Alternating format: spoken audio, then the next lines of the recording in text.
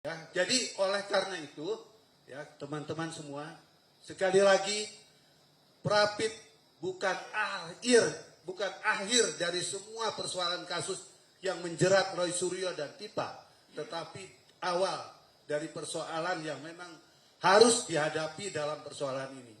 Biasa, kalau yang namanya jagoan, menangnya itu di akhir. Kita berharap seperti itu. Terima kasih. Terima kasih. Terima kasih teman-teman.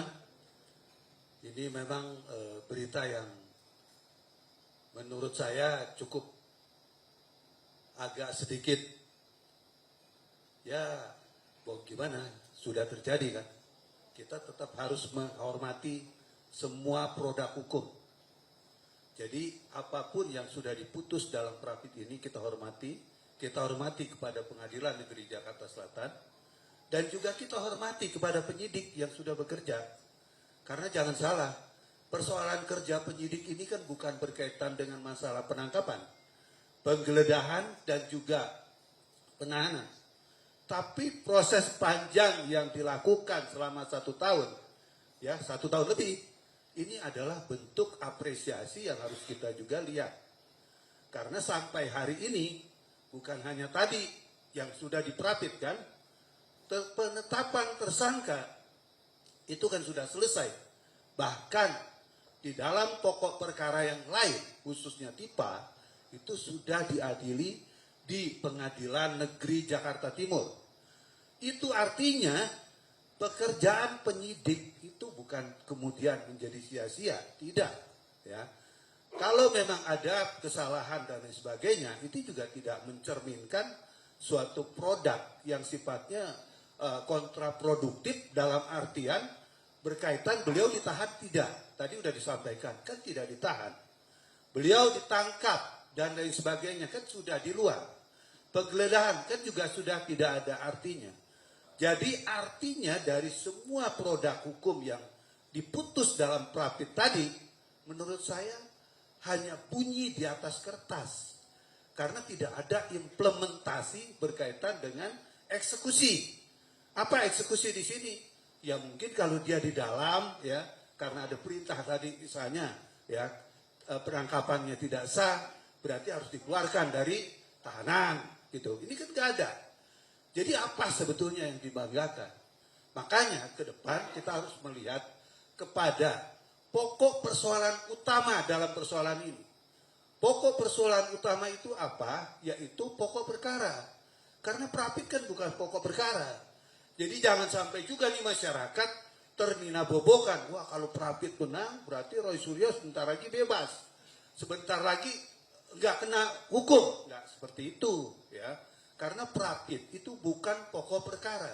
Prapit itu berkaitan dengan administrasi tadi yang sudah dijelaskan, ya.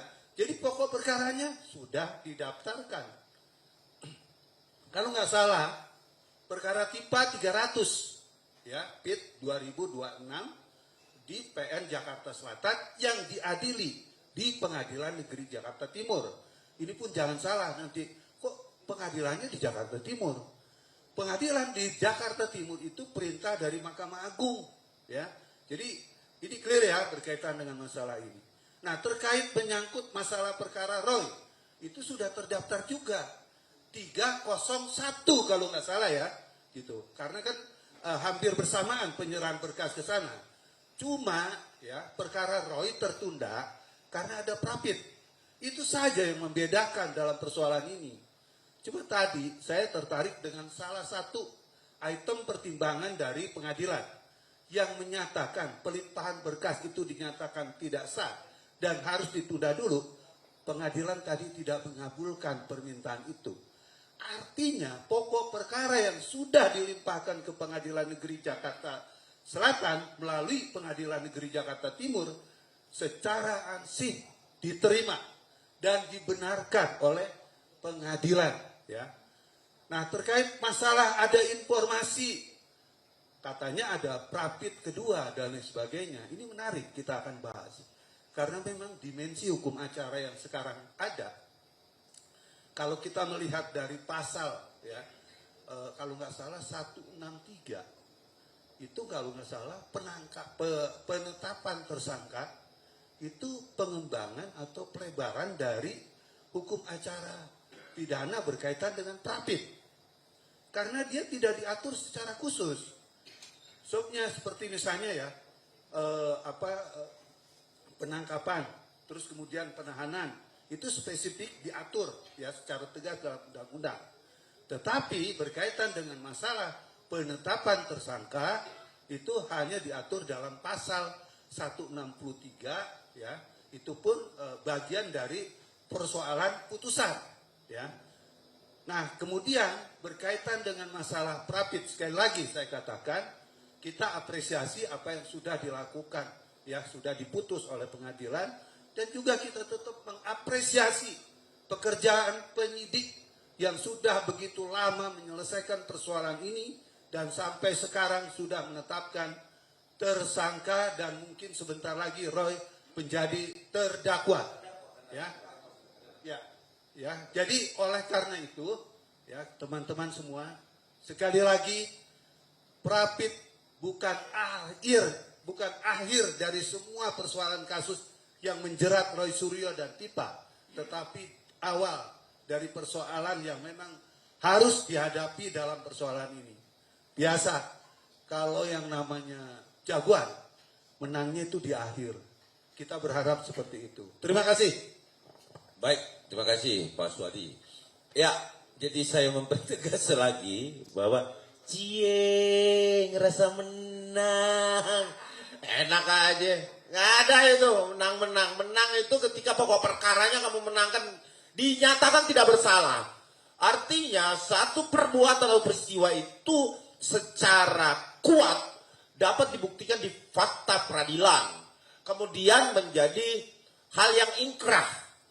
Nah, Anda tahu, mungkin saja di dalam pokok perkara nanti teman-teman, saudara, bahwa dia dimenangkan di putusan pertama, tetapi ada banding di sini, ada kasasi nanti yang akan dihadapi, ya, ada banding, ada kasasi, ada PK, dan ini masih panjang permainan ini, ya kan, jangan cie, nganggap menang, enak aja. Anda sudah melakukan dan peristiwa itu nyata. Anda melakukan fitnah keji itu nyata. Karena kenapa? Jelas hanya dua otoritas yang bisa menjelaskan di hadapan pengadilan nanti, di hadapan hakim yang bertanggung jawab dengan Tuhan adalah universitas dan juga Puslapor Mabes Polri. Jadi kepolisian secara tidak sah dalam administrasi itu yang diawasi oleh peradilan, pra-peradilan. Bukan tidak melakukan tindak pidana. Jadi masyarakat juga kita harus sampaikan bahwa tidak menggugurkan pokok perkara. Subscribe, share, like, and comment. Subscribe, share, like, and comment. Subscribe, share, like, and comment.